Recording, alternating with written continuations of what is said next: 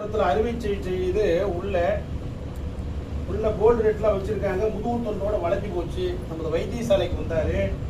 வைத்தியசாலைக்கு வந்து சில பயிற்சிகள் மூலிகை மருந்துகள்லாம் கொடுத்து இன்னைக்கு ஓரளவுக்கு நல்லா இருக்கு. எப்படிங்க இருக்கு? திரும்பி பாருங்க, திரும்பி நில்லுங்க. வந்து எப்படி இருக்குங்க? ஓரளவுக்கு பரவாயில்ல.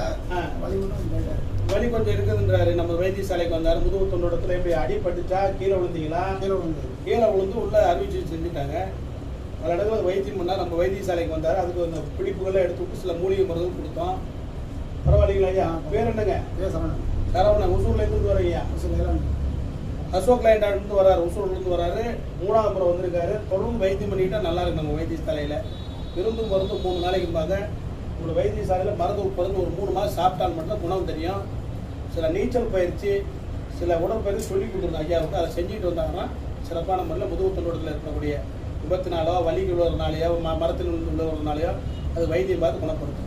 நன்றி, வணக்கம். நாமக்கல் மாவட்டம் பள்ளிப்பாளையம் ஈரோடு அருகில் உள்ளது. நமது வைத்தியசாலை 120 ஆண்டுகள் பாரம்பரியம் இருக்குது. இடுப்பு சார்ந்த, முதுகு சார்ந்த, எலும்பு சார்ந்த மூட்டு வலகல், எலும்பு தேய்மானத்துக்கு வைத்தியம் பார்க்கும். நன்றி, வணக்கம்.